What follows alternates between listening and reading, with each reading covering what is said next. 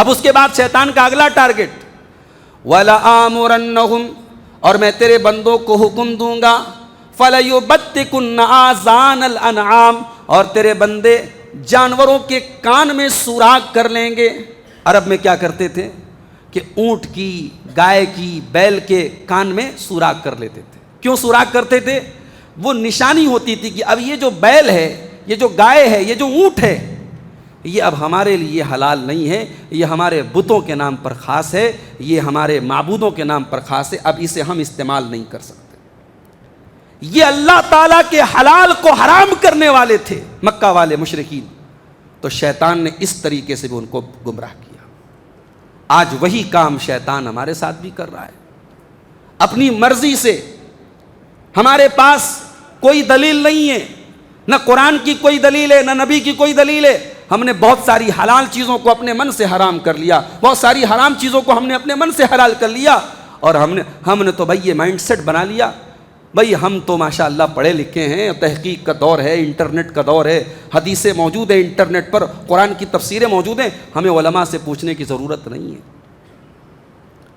بھائی علماء سے پوچھنے کی ضرورت کل بھی تھی اور آج بھی اور قیامت تک رہے گی، اس لیے کہ اللہ نے قرآن میں جو ایک منہج ہمیں دیا ہے، اللہ نے بار بار قرآن میں کہا یسألونک یستفتونک، اے نبی لوگ آپ سے فتویٰ پوچھتے ہیں، اے نبی لوگ آپ سے سوال کرتے ہیں۔ یعنی یہ صحابہ کا منہج تھا، صحابہ نبی سے سوال کرتے تھے، صحابہ نبی سے فتویٰ پوچھتے تھے، صحابہ نبی سے مسائل پوچھتے تھے، نبی اکرم دنیا سے چلے گئے، اب صحابہ سے تابعین مسائل پوچھتے تھے، صحابہ چلے گئے، اب تابعین سے ان کے بعد والی جنریشن پوچھتی تھی، تو نبی کے بعد نبی کے وارث جو تھے، نبی کے علم کے جو وارث تھے وہ علماء تھے میرے بھائیوں، اور وہ آج بھی ہیں اور وہ قیامت تک رہیں گے۔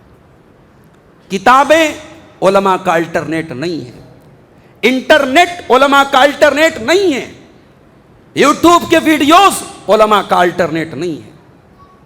آج حالات یہ ہیں، اور ساؤتھ انڈیا اس فتنے میں زیادہ مبتلا ہے کہ آج الگ الگ طریقے کے لوگ ہیں ماشاءاللہ، جنہوں نے ایک دعویٰ سینٹر کھول لیا، کچھ انہوں نے غیر مسلموں میں دعوت کا کام کیا، کچھ انہوں نے سوشل ورک کیا، ایک عوام میں ان کی پکڑ ہو گئی، ایک اچھی پہچان ہو گئی، یوٹیوب پر ان کا ایک چینل ہو گیا۔ اب انہوں نے کام کیا شروع کر دیا؟ انہوں نے کام یہ شروع کیا کہ انہوں نے اسٹیج پر ایک پروگرام سیٹ اپ کیا اور open question and answer session شروع کر دی کہ آؤ مجھ سے سوال کرو۔ اب سوال کرنے والا آ کے عقیدے کا سوال کر رہا ہے، فقہ کا سوال کر رہا ہے، تفسیر کا سوال کر رہا ہے، حدیث کا سوال کر رہا ہے، اور یہ آدمی جو اسٹیج پر بیٹھا ہے، کھڑا ہے، اس بندے کی علمی صلاحیت کا یہ حال ہے، وہ قرآن کی ایک آیت ڈھنگ سے نہیں پڑھ سکتا، وہ نبی کی ایک حدیث ڈھنگ سے نہیں پڑھ سکتا، لیکن open question and answer session handle کر رہا ہے، وہ سب کے سوالوں کا جواب دے رہا ہے۔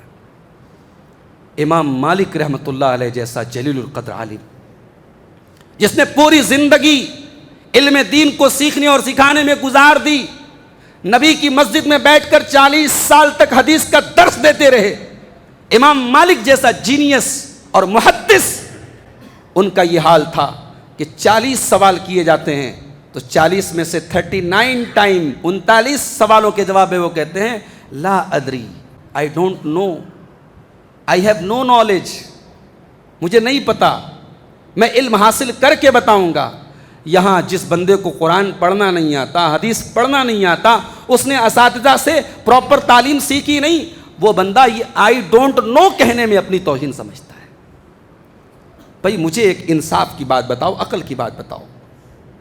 ہمارے محلے میں بہت بہترین انجینئر ہے، سول انجینئر ہے، مکان بنانے میں ماہر آدمی ہے وہ، اور ہمارے پاس اگر میڈیکل سے ریلیٹڈ کوئی پرابلم آ گئی، ہمارے پاس دل سے متعلق کوئی پرابلم آ گئی، کوئی بھی بیماری سے متعلق کوئی پرابلم آ گئی، تو ہم اس انجینئر کے پاس نہیں جائیں گے، وہ بہت ماہر انجینئر ہے، بہت قابل ہے، امریکہ سے اس نے انجینئرنگ کی تعلیم حاصل کی ہے، مگر بھائی وہ میڈیکل سائنس کی فیلڈ کا آدمی نہیں ہے۔ ہم کاروبار کرتے ہیں، ہمارے سامنے اکاؤنٹ سے ریلیٹڈ کوئی پرابلم آ گئی، ہمیں جی ایس ٹی کے بارے میں کوئی چیز سمجھنا ہے، اپنے محلے کے ہم ایم ڈی ڈاکٹر کے پاس جا کر کے نہیں سمجھتے، اس کے سامنے اپنی جی ایس ٹی کی فائل کھول کے نہیں بیٹھتے، بھائی یہ سی اے کا کام ہے، یہ چارٹرڈ اکاؤنٹنٹ کا کام ہے، اکاؤنٹنسی یہ ڈاکٹر کی فیلڈ نہیں ہے، انجینئرنگ یہ ڈاکٹر کی فیلڈ نہیں ہے، میڈیکل سائنس یہ انجینئر کی فیلڈ نہیں ہے۔ تو اسی طریقے سے میرے بھائیوں، اللہ تعالیٰ نے قرآن و حدیث کے علم کی جو فیلڈ ہے، اس کے بھی ایکسپرٹس جو ہیں ان کے پاس اللہ تعالیٰ نے دین سیکھنے اور دین کے بارے میں رجوع کرنے اور کنسلٹ کرنے کا حکم دیا ہے۔ اللہ نے کیا فرمایا؟ فَاسْأَلُوا أَهْلَ الذِّكْرِ إِن كُنتُمْ لَا تَعْلَمُونَ، کہ اے میرے بندو، تمہیں اگر دین کے متعلق کوئی نالج نہیں ہے تو تم دین والوں سے، علم والوں سے، علماء سے سوال کرو، تم اہل علم سے سوال کرو، علماء حق سے سوال کرو، جن کے پاس قرآن و سنت کا علم ہے ان سے جا کے سوال کرو۔ اور آج ہو کیا رہا ہے؟ آج علم کا معیار سوشل میڈیا پر ملنے والی پاپولیرٹی ہے۔ فیس بک پر فلاں صاحب کے 2 ملین فالوور ہیں، یوٹیوب پر ان کے چینل کے 10 ملین سبسکرائبر ہیں۔ یہ ہمارا اسٹینڈرڈ ہے معیار کا؟ یہ علم کا اور کسی کے ٹیلنٹ کا یہ اسٹینڈرڈ ہے ہمارے پاس؟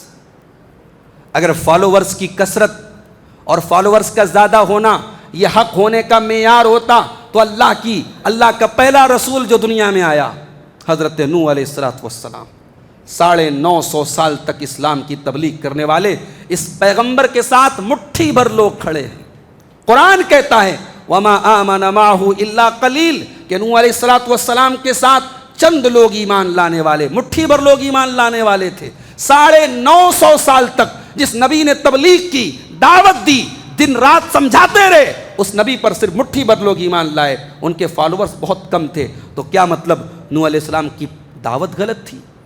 نوح علیہ السلام کا منہج غلط تھا؟ نوح علیہ السلام کے پیش کرنے کا طریقہ غلط تھا؟ جی نہیں، غلط وہ تھے جنہوں نے ان کے مقام کو نہیں سمجھا، ان کی دعوت کو قبول نہیں کیا۔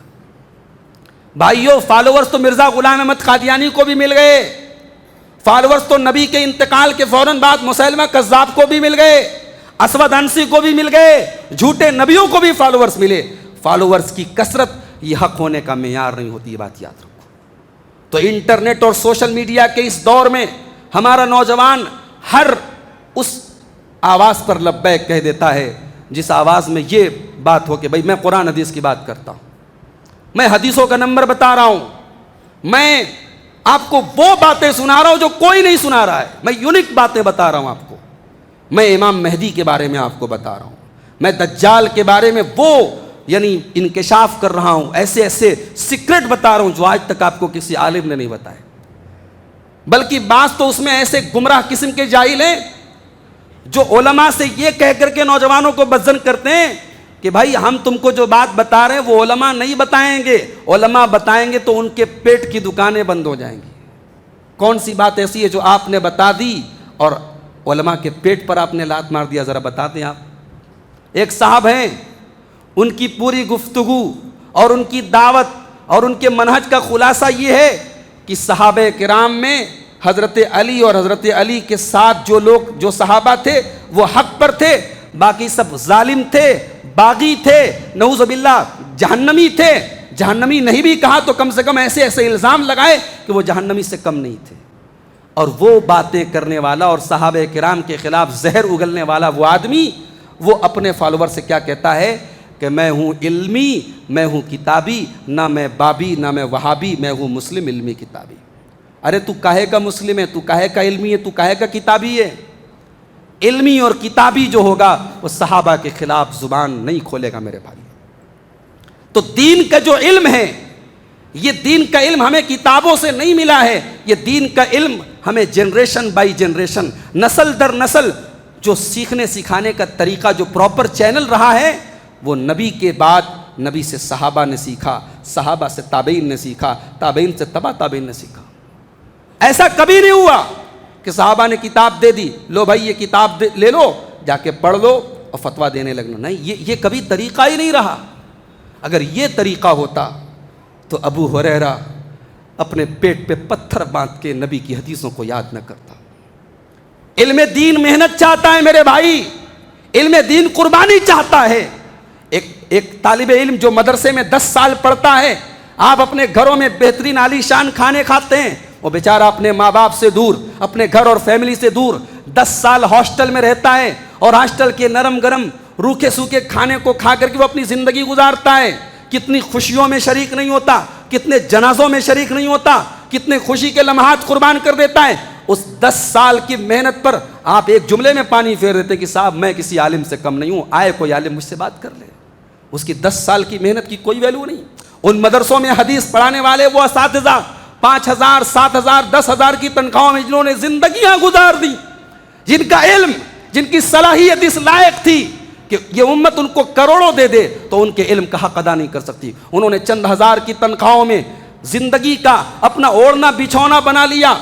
انہوں نے قال اللہ وقال الرسول، قال اللہ وقال الرسول، یہ ان کی زندگی کا نغمہ رہا، یہ ان کی زندگی کا مشن رہا.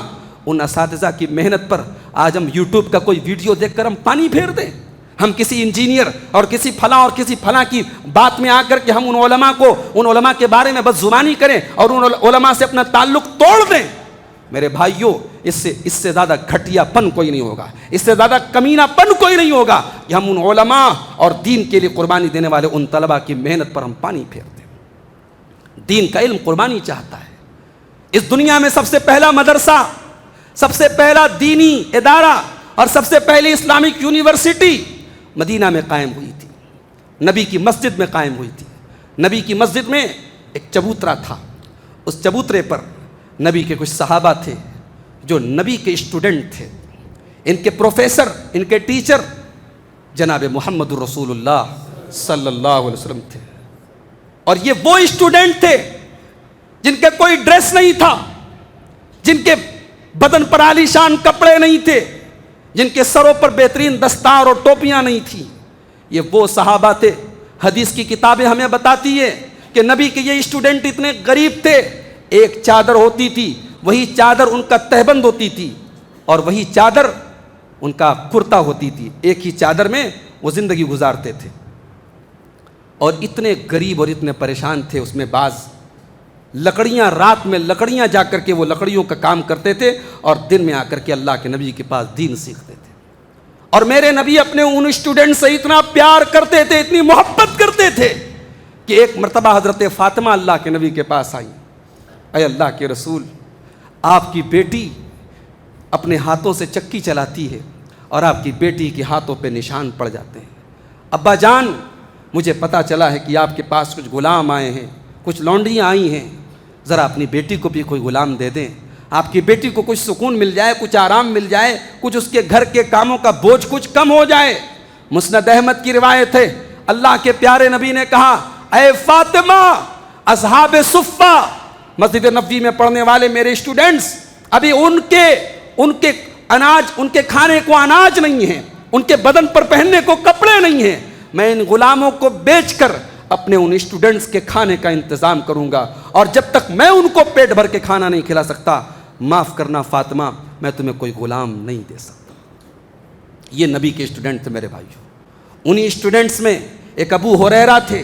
ابو ہریرہ جو سن 7 ہجری میں ایمان لائے، نبی کے ساتھ صرف 4 سال رہے اور 4 سال میں 5,374 حدیثوں کو انہوں نے نبی سے روایت کیا، ان کو میمورائز کیا اور ان کو امت تک پہنچایا. بہت سے لوگوں نے بڑا اعتراض کیا، کمنٹ کیا کہ ابو ہریرہ نبی کے ساتھ صرف 3.5 سال 4 سال میں اتنی حدیثوں کو کیسے انہوں نے یاد کر لیا؟ جو نبی کے ساتھ پہلے دن سے تھے، جو نبی کے ساتھ 10 سال رہے، 15 سال رہے، 20 سال رہے، 23 سال رہے، انہوں نے نبی سے اتنی حدیثیں روایت نہیں کی. ابو بکر صدیق نے اتنی حدیثیں روایت نہیں کی، حضرت علی نے اتنی حدیثیں روایت نہیں کی. ابو ہریرہ نے 3.5-4 سال میں اتنی حدیثیں کیسے روایت کر لی؟ تو ابو ہریرہ ایک مرتبہ جواب دیتے ہیں، کہتے بھائیو، یہ جو ابو ہریرہ ہے نا، جب ہمارے مہاجر بھائی جا کر کے مارکیٹ میں بزنس کرتے تھے اور ہمارے انصاری بھائی جا کر کے اپنے کھیتوں میں کام کرتے تھے، ابو ہریرہ کا نہ کوئی بزنس تھا، نہ کوئی کھیتی باڑی تھی، نہ کوئی اس کا کوئی پروفیشن اور پیشہ تھا. ابو ہریرہ کا صرف ایک ہی مشن تھا، وہ 24 گھنٹے نبی کے دروازے پہ پڑا رہتا تھا. اسے کبھی پیٹ بھر کھانا ملتا تھا اور کبھی نہیں ملتا تھا، کبھی بھوکا رہ جاتا تھا، کبھی کھا لیتا تھا، مگر اس کی زندگی کا ایک ہی مشن تھا، وہ نبی کے دین کو اور نبی کے علم کو حاصل کرتا تھا اور اسے دوسروں تک پہنچاتا تھا. علم دین ایسے سیکھا جاتا ہے میرے بھائیوں.